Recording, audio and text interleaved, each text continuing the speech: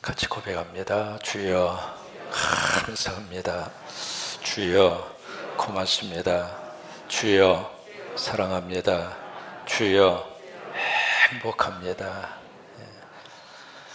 이제 금년 2월달 욥기를 시작을 하다가 중간에 새벽기도 총진군이 있었고 그때 다루었던 성경을 끝까지 하는 바람에 이제 건너뛰었다가 오늘 마지막 욥기 강의를 끝내게 됩니다.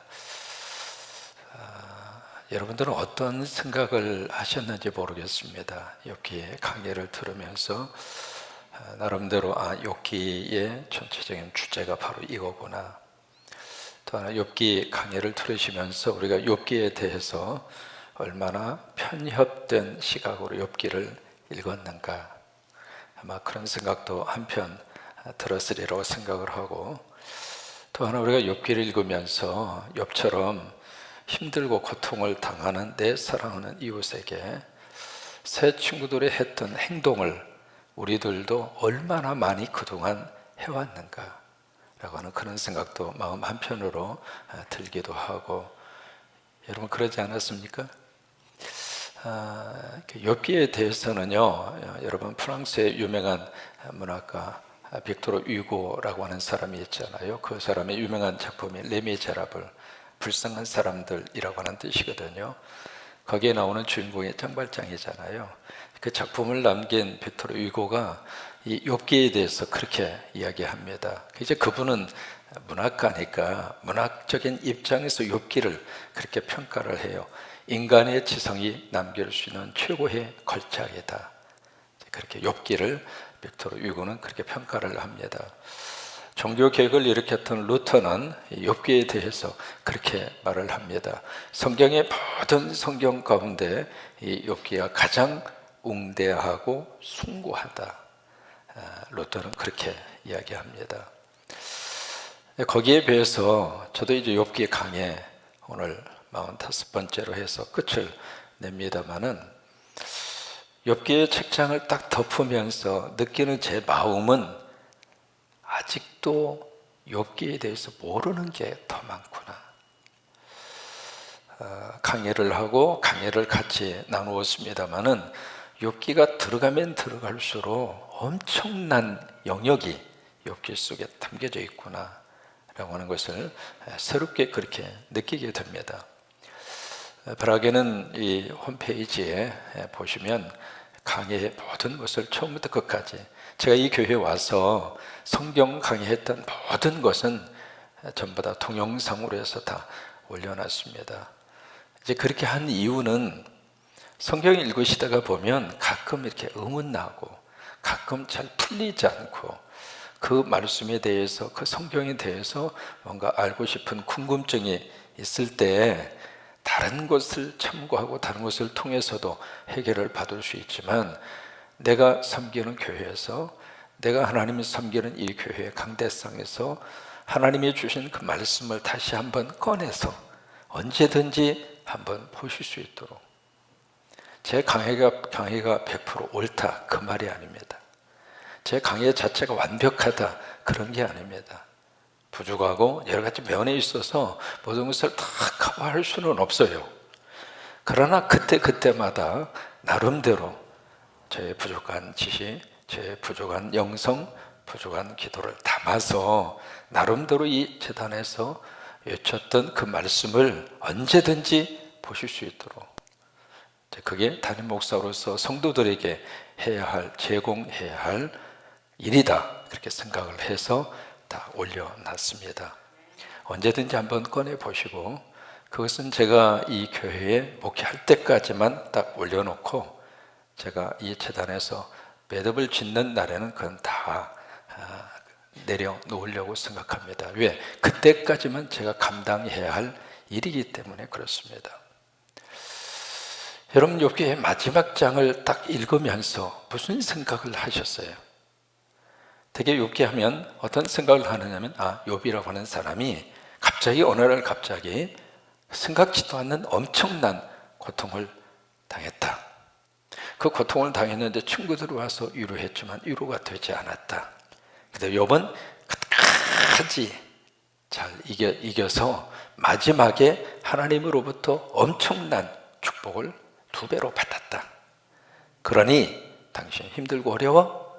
욥처럼 이 악물고 그렇게 견디고 잘 이겨내서 당신도 이 고난 뒤끝에 2배의 복을 받으시라고. 그렇게 욥기를 생각하고 우리는 그렇게 욥기를 이해했습니다. 근데 45장을 읽으면서 어떤 생각이 딱 드느냐면, 그동안에 이제 욥기 안에 이 고난 문제에 대한 질문이 엄청납니다. 이 질문이 한두 가지가 아닙니다. 이 고난이 과연 무엇 때문에 우리 인생 가운데 찾아오는 것인가? 사실 이 단어는 다른 사람 문제가 아니거든요. 사실은 우리들의 문제잖아요. 과연 이 고난이 왜 찾아오는가? 이 고난에 대해서 과연 죄 때문에 고난이 오는 것인가? 내가 지은 죄. 그래서 흔히가 그런 이야기 하잖아요. 전생에 무슨 죄를 지어서. 과연 내가 태어나기 전에 어떤 세상이 있어서 그 세상에서 내가 지은 죄, 아니면 부모가 지은 죄에 대한 업을 내가 받는 것인가? 내가 뭔가 죄를 지어서 내 자식이 그런 벌을 받고, 아니면 누군가가 우리 가정 안에 죄를 지은 사람이 있어서 우리 가정이 풍지박산이 되고 고통의 바람이 불어오고 그런 것인가? 아니면 이 고난 문제가 우리 삶 속에서 뭔가를 깨닫고 뭔가를 가르쳐 주시기 위한 훈련적인 차원인가? 여기 이제 이 문제의 각도에서 이것을 바라본 사람들이 그 유명한 욥의 3 친구들입니다. 엘리바스나 빌닷이나 소발이나, 이 친구들의 시각은 이 시각입니다. 그런데 이 시각은 뭔가 깨닫게 하기 위해서 이 과정을 통해서 뭔가 인생의 의미를 깨닫고, 그러기 위해서 이 고난 문제를 우리에게 주시는 것인가? 이 각도에서 이 고난을 바라본 사람은 엘리후라고 하는 4번째 등장하는 사람입니다. 그 다음에 3번째로 이 고난 문제가 아무런 이유 없이 억울하게 그 고난이 찾아오는 것인가? 이게 이제 욥이 지금 말하고 있는 욥의 입장입니다. 과연 그렇다면, 과연 고난은 어떤 이유와 어떤 원인과 어떤 목적에서 내 삶 속에 다가오는가? 이 3가지 중에 과연 뭔가? 우리가 욥기를 이렇게 펼쳐서 읽을 때마다 우리는 그것을 알고 싶은 거예요. 도대체 이 고난이 내 삶 속에 왜 오는가? 그래서 이제 나름대로 이 문제에 대한 질문을 던지고 그 문제에 대한 답을 그렇다면 성경에서 찾아보자 하고 우리가 펼쳐서 욥기를 읽는데, 욥기 여기 2장까지 쭉 우리가 읽으면서 마지막 장이면, 여러분 마지막 장은 결론이 있잖아요. 결론이면 속 시원하게 하나님께서 그래, 고난은 이것 때문에 오는 것이다, 뭔가 이유를 말씀하시고 거기에 대한 명확한 성서적인 답을 우리에게 제시를 할 것 같은데, 여러분 욥기 42장까지 쭉 같이 왔습니다마는 욥기에서는 이 고난의 이유와 원인과 이 목적에 대한 답이 없습니다. 그게 욥기예요. 실망하셨나요? 답이 없기 때문에 고난 문제에 대해서 가장 위대한 성경이 욥기입니다. 여러분, 다른 사람이 고난을 당할 때 우리 쉽게 너무나 답을 주려고 하지 마세요. 왜? 그게 그 사람의 답이 아닙니다. 예를 들면 병원에 신방 가셔서 우리가 가장 잘못하는 것 중에 하나가 그겁니다. 기도 좀 열심히 하시고 신앙생활 좀 열심히 하시면 자기도 모르게 집사님 빨리 회개해, 빨리 하나님 앞에 잘못했다고 그래. 그게 맞는 말 같은데 과연 그게 정답일까? 우리는 너무 쉽게 다른 사람의 문제와 다른 사람의 고통에 대해서 답을 주려고 합니다. 근데 과연 내가 제시하는 그 답이 옳은 답인가? 욥기는 그것을 우리에게 묻고 있는 겁니다. 그래서 우리는 답을 기대하고 욥기 속에 들어가는데 성경은, 하나님은 이 문제에 대해서 답을 명확하게 제시하지 않습니다. 그 대신에 뭘 제시를 하고 있는가? 이것 대신에 욥기 38장에서 41장까지 거기서 계속 나오는 것은 바로 뭐냐면 하나님이 등장하잖아요. 하나님이 등장하시는데 하나님의 위대하심, 하나님의 전능하심, 그것만 계속 강조합니다. 우리 생각에는 38장에 막 이 문제 때문에 친구들하고 엘리후까지 등장을 해서 복잡하게 이 문제를 토론하고 있는 그들 사이에 하나님이 딱 나타나서, 내가 세면 니네들 이리 와. 무슨 죄 때문에 고난이 왔다고? 그럼 니네들은 죄 안 지었어? 그런데 왜 욥만 고통당하고 니네들은 고통 안 당했으니까 니네들은 죄가 없는 거야? 그러면서 어떻게 뭐라고 하시고, 엘리후 같은 경우에 있어서도 교육적인 차원에서, 훈련의 차원에서 고난이 온다고 이야기하면, 그러면 사람은 어렸을 때부터 죽을 때까지 고난만 당하면서 훈련받고 살아야 돼? 그러면서 너도 틀렸어. 그래서 나름대로 쭉 이 가닥을 잡아 가르마를 타서 그렇게 해 주실 것 같은데 거기에 대한 답은 하나도 없어요. 무엇만 강조가 되는가? 하나님만 강조가 되는 거예요. 하나님의 위대하심, 하나님의 전능하심, 하나님의 존재만 강하게 부각을 시키고 있습니다. 여러분, 이게 무엇을 의미하고 있습니까?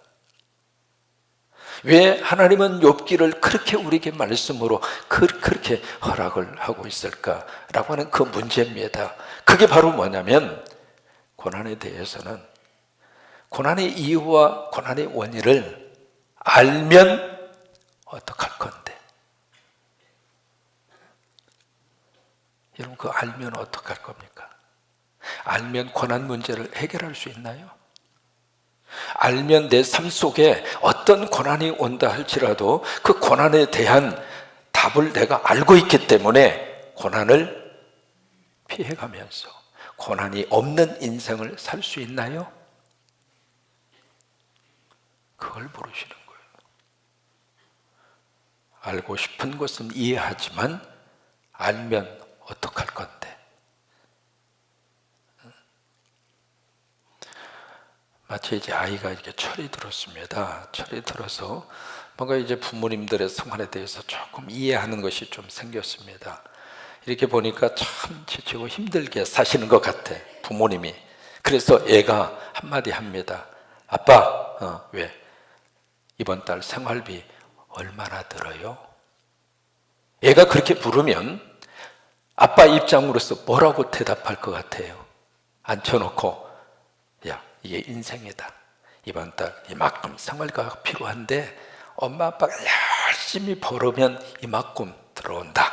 나머지는 이만큼 부족하다. 그러면 그 애를 앉혀놓고 부모로서 논리적으로 쭉 설명을 하면서, 그래, 우리 상황이 이래, 그렇게 설명을 해주는 부모가 많습니까? 아니면 알면 뭐 할 건데? 네 할 일이나 해. 어느 쪽이 많아요? 고난 문제도 같은 입장으로 접근하는 거예요. 여러분, 고난이 어디에서 왔는가? 죄 때문에 왔고, 훈련시키기 위해서 왔고, 억울하게 짝이 없는 고난이 우리 인생 가운데 찾아온다고 하는 여러 가지 많은 고난에 대해서 우리가 해석을 하고, 고난에 대해서 원인을 규명하고, 고난에 대한 목적을 말할 수는 있지만 과연 거기에 대한 답을 알면 뭐 할 건데요? 뭐라고 말씀을 하시는가? 여기에 집중하기보다 하나님에게 집중하라고 하는 거예요. 욥기가 말하고 싶은 주제가 그겁니다. 왜? 인생 살면서 이 문제는 누구도 피해갈 수 없으니까. 인생을 짧게 살았든지 길게 살았든지, 좋은 환경에서 살았든지 아니면 참 먹고 살기 힘든 그런 시대를 살았든지, 어느 시대를 살든지 이 땅에는 이 문제로부터 자유로운 인생을 사는 사람은 한 사람도 없어요. 저 집은 좀 문제 없이 걱정 없이 돈 걱정 없이 편하게 살겠다. 참 목회하면서 느끼는 게 참 많습니다. 수없이 많은 그런 계층의 분들을 만나게 되고 사회적으로도 그러고 경제적으로도 그러고 그런 분들을 수없이 많이 만나면서 평생 이 목회 사역을 하면서 느낀 바가 그겁니다. 어느 가정이나 눈물은 있고 어느 가정이나 한숨은 있고 어느 가정이나 고통의 멍에는 짊어지고 삽니다. 그러니까 욥기는 바로 이 부분을 가지고 쭉 다루는 것 같은데 사실 마지막에 가서는 뭘 다루고 있느냐면 이 문제를 다루고 있는 거예요. 하나님에게 집중하도록. 자, 42장 1절 말씀 이렇게 시작합니다. 욥이 하나님에게 대답합니다. 2절입니다. 시작. 주께서는 못할 일이 없사오며 무슨 계획이든지 못 이루실 것이 없는 줄 아며. 여기 제가 압니다라고 하는 것은 이제 하나님 앞에 고백하는 거예요. 아, 하나님이 어떤 분이라고 하는 사실을 내가 이제 고백합니다. 그거예요. 하나님이 어떤 분인가? 못하실 일이 없는 분이구나. 하나님의 전능하심이잖아요. 하나님은 무엇이든지 하실 수 있는 분입니다. 그 다음에 두 번째로 하나님이 어떤 분인가? 여기 하나님의 계획 그렇게 말하고 있는데 하나님의 목적입니다. 하나님의 목적은 하나님께서 이루십니다. 뭐예요? 지금 욥은 자기의 고난 때문에 억울하다고, 고난 때문에 너무 속 터진다고, 고난 때문에 그냥 몸부림치면서 그렇게 지금까지 왔는데 이제는 고난에서 눈을 떼서 하나님을 주목하는 거예요. 아, 그 하나님이 위대하신 분이구나. 내가 믿고 있는 하나님이 내가 생각하는 편협된 하나님에 대한 이해, 그 차원에서 머무르는 분이 아니라 내가 믿고 의지하는 하나님은 내가 생각하고 내가 지금 판단하는 그 수준의 것을 뛰어넘는 정도가 아니라 감히 내가 어떻게 해볼 수 없을 정도의 그런 분이구나. 2절은 그 고백입니다. 3절에 무지한 말로 이치를 가리는 자가 누구였습니까? 본인 아닙니까? 알지도 못하면서 막 말을 쏟아놨잖아요. 나는 깨닫지도 못한 일을 말하였고, 안다고 생각하고 말을 했지만 실질적으로 구체적으로는 사실은 정확하게 깨닫지도 못하고 말부터 했다 그 말이에요. 스스로 알 수도 없고 헤아리기도 어려운 일을 말하였나이다. 그 하나님이 하시는 그 일을 인간이 어떻게 전부 다 이해할 수가 있겠어요? 근데 욥은 그냥 작은 단편적인 지식을 가지고 하나님에 대한 이야기를 쭉 욥이 했던 거예요. 3절이 그 내용입니다. 4절에 내가 말하겠사오니 주는 들으시고 내가 주께 묻겠사오니 주여 내게 알게 하옵. 이게 바로 뭐냐면 이제 욥이 하나님과의 관계가 회복된 겁니다. 하나님이 어떤 분이라고 하는 사실을 정확하게 인식하고 이제는 그 하나님을 붙드는 순간이에요. 그래서 4절에서 하나님과의 관계가 이렇게 친밀하게 된 거예요. 내가 말하면 하나님이 들으시고 하나님이 말씀하시면 내가 듣고. 왜? 그동안에는 하나님이 말씀하시려고 해도 말할 수 있는 틈을 안 준 거예요. 근데 이제는 관계가 회복이 돼서 4절과 같은 관계가 됐고 5절에 욥기에서 너무 유명한 구절이잖아요. 같이 읽습니다. 내가 주께 대하여 귀로 듣기만 하였사오나 이제는 눈으로 주를 배웁나이다. 그동안에는 친구들하고 다 계속 토론하고 변론하고 그런 상태 속에서 왔는데 이제는 내가 하나님의 임재와 하나님의 존재성을 내가 지금 체험하고 있다. 6절에 그러므로 내가 스스로 거두어 드리고 지금까지 했던 모든 말들을 내가 이제는 스스로가 내가 거둬 드리고 그 다음에 티끌과 제 가운데에서 뭘 해요? 회개하겠나이다. 여기 이제 회개하겠다라고 하는 이 말은 지금 욥이 여기에 집중이 되어져서 여기에 몰입된 그런 생각으로 그렇게 지금까지 지내왔는데, 이제는 여기가 아니라 이쪽으로 내 마음과 생각을 돌리겠다, 그 말이에요. 회개라고 하는 말은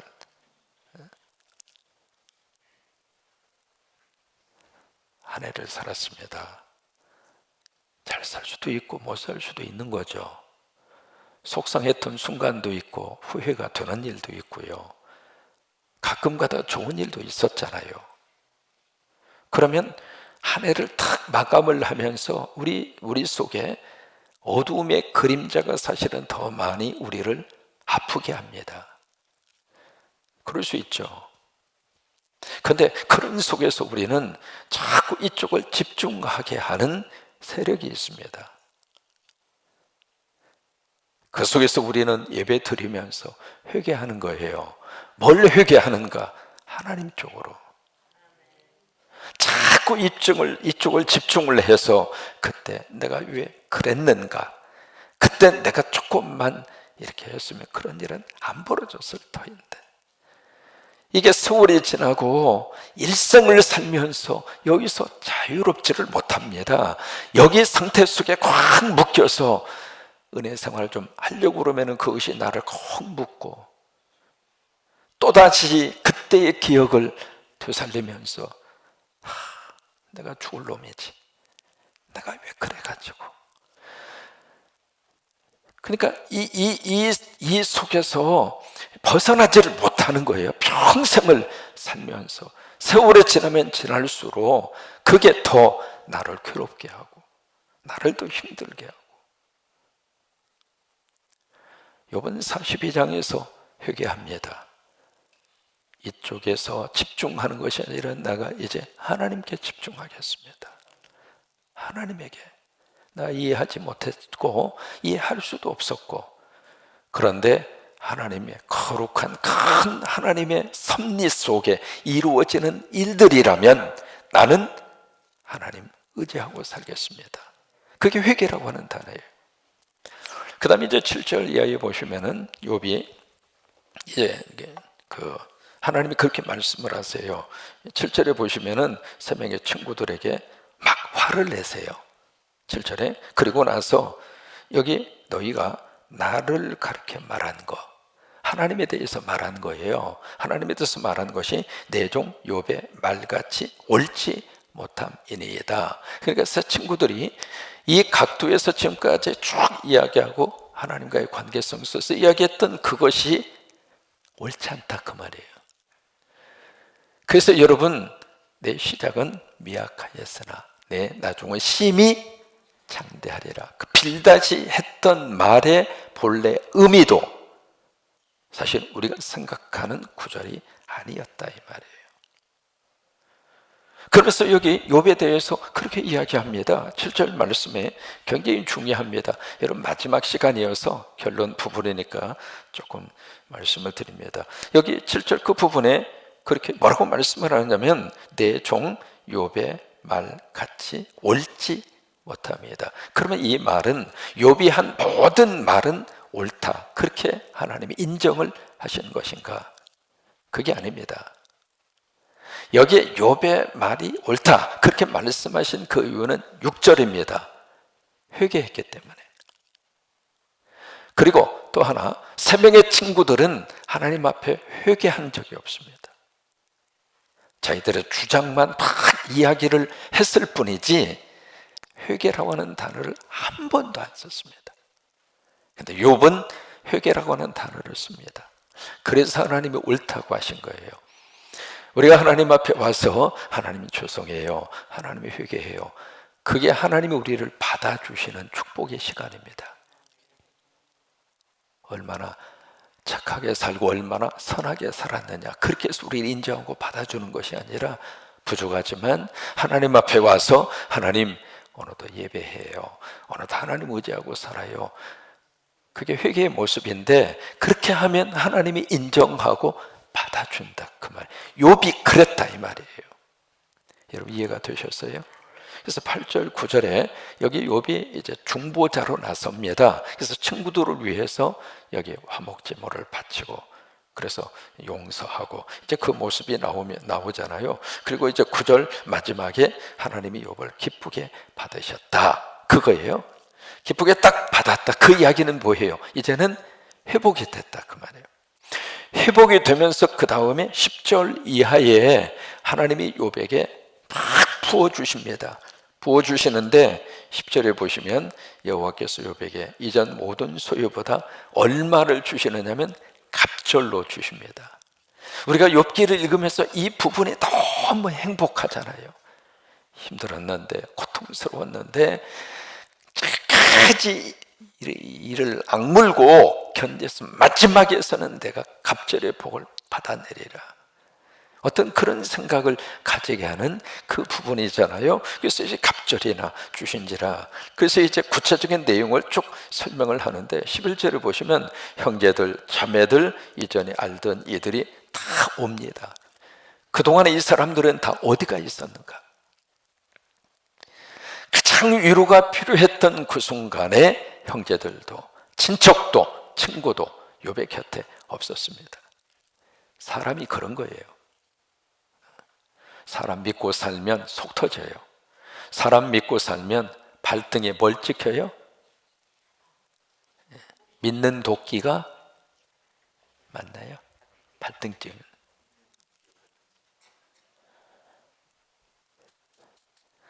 재산 다 없어지고 얻어먹을 것이 없을 때는 누구도 오지 않았어요. 회복이 되니까 기어 들어오는 거예요. 그게 사람이에요. 누구 보러 갈 필요 없어요. 왜? 나도 그러니까. 12절에 여호와께서 욥의 말년에 욥에게 처음보다 더 복을 주시니, 그러면서 이제 가축이 쭉 나옵니다. 이 가축의 숫자를 전부 다 합치면 22,000도입니다. 엄청나게 많은, 지금도 목장할 때 이 정도의 가축이 있다고 생각해 보세요. 근데 이것을 어느 분이 친절하게 현대 개념으로서의 액수를 계산을 했는데 2,090억이더라고요. 그러니까 어마어마한 저기를 물질의 회복의 복을 그렇게 받았고, 13절에 보면 자식을 다시 한번 둡니다. 아들 7, 딸 3. 그러면 재산을 2배로 줬으면 자식도 2배로 줘야지. 그런데 이미 앞서서 10명의 자녀가 있었잖아요. 죽기는 했지만 나중에 10명이 또 태어났으니까 2배로 받은 거예요. 근데 딱 한 가지는 2배로 주지 않았습니다. 뭐냐면 아내는 2배로 안 줬어요. 아내를 다시 줬다는 표현이 없습니다. 그러니까 이 부분을 어느 목사님은 그렇게 재미있게 해석합니다. 아내가 2이면 하나님도 감당 못한다. 아내 하나하고도 평생 사는 것이 버거운데 만약에 부인이 2이라면 하나님도 감당 못한다. 근데 이제 사실은 이 욥이 이 아내와의 관계가 회복이 된 겁니다. 왜냐하면 그 부인이 하나님 저자고 죽으라고 집을 떠나버렸잖아요. 근데 그 부인이 다시 돌아와서 관계가 회복이 됐으니까 자식 10명이나 낳았지. 만약에 부부관계가 회복이 안 됐다면 어떻게 자식 10명을 낳겠어요? 그러니까 부부관계가 회복이 된 거예요. 그래서 이제 첫째 딸, 둘째 딸, 셋째 딸, 그 딸이 너무 아름다웠다. 그리고 하나님 그 아버지가 그 딸들에게도 기업을 줘. 이게요, 이스라엘의 역사 속에서 남성 위주로 이어졌던 유산 상속이 여성에게도 돌아가는 그 파격적인 그 일이거든요. 그러고 나서 16절에 보면 욥이 그 후에 140년을 살고 아들, 손자 그리고 4대까지 보았으니까 증손, 현손까지 봤겠죠. 4대까지 봤으니까. 그러면 욥이 이 고통을 당했을 때의 그의 나이가 얼마였을까? 약 한 70 정도로 봅니다. 그러니까 140년을 더 살았으니까 210년을 산 거예요. 지금으로 봐서야 불가능하지만 아브라함 시대에는 충분히 가능했던 나이죠. 210세를 살고 마지막 17절, 욥기의 마지막입니다. 시작. 욥이 늙어 나이가 차서 죽었더라. 그리고 욥기는 끝납니다. 고난 문제에 대해서 답이 없는 욥기. 여러분, 그것은 인생에 있어서도 우리가 답을 모르고 삽니다. 답을 가지고 사는 사람은 아무도 없습니다. 이게 굉장히 이렇게 우리에게 매치를 해주는 거예요. 그러면 답이 없는 고통스러운 인생을 사는 우리들에게 뭐가 필요한가? 우리는 믿음이 필요합니다. 하나님이 필요합니다. 그래서 욥기는 고난과 고통 중에 인생을 살아가는 이 땅에 과거로부터 시작을 해서 지금도 이 시대를 살아가고 있는, 지금 우리가 이 코로나 성수에서 답을 모르고 살잖아요. 내일 일은 어떻게 될 줄을 모르고 살잖아요. 그래요. 하루하루 그렇게 살아왔고 그렇게 살 거예요. 답이 있어서 내가 그 답을 가지고 그래, 내가 이 길로만 가면 우리 인생의 길이 확 펼쳐질 거야. 그 답을 가지고 우리가 행복하게 그렇게 사는 것이 아니라, 우리가 모르지만 우리가 웃고 살고 감사하고 살고 행복하게 살 수 있는 유일한 근거는 하나님 믿으니까, 하나님을 믿으니까, 하나님을 믿으니까. 그러니까 맘 편하게 좀 살고, 그리고 내일을 바라보고 살고, 그런 거예요. 욥은 질문합니다. 무엇을 믿고 있는가? 욥기 1장을 시작을 하면서 사탄이 와서 했던 질문이 있습니다. 하나님, 욥이 그냥 하나님 믿는 줄 아십니까? 하나님이 뭔가 퍼부어 주니까. 그것 때문에 욥이 하나님 섬기고 예배하고 그런 거지. 만약에 그거 없애버리면 욥은 하나님 떠날 겁니다. 네가 욥을 그렇게 보고 있느냐? 그렇게 해서 시작을 했잖아요. 그게 다 없어지고 나서 그 고통의 긴 세월, 거의 그 세월을 거의 이렇게 계산을 해볼 때 약 한 3년 정도로 봅니다. 욥이 고난을 당했던 그 기간이. 그래서 욥기는 이 질문을 던지면서 우리에게 말씀을 맺습니다. 이런 삶의 환경과 현실 속에서 모르지만, 알 수도 없고 안다고 하더라도 과연 그것이 무슨 의미가 있겠는가? 모르고 살지만 그 속에서 우리는 하나님 의지하고, 그 하나님 붙잡고, 하나님을 믿고, 그렇지, 내 삶의 모든 것은 하나님의 손에 있다. 하나님이 힘들게 하신다? 오케이, 알겠습니다. 하나님, 나 하나님 의지하고 그 속에서 믿음으로 살아내겠습니다.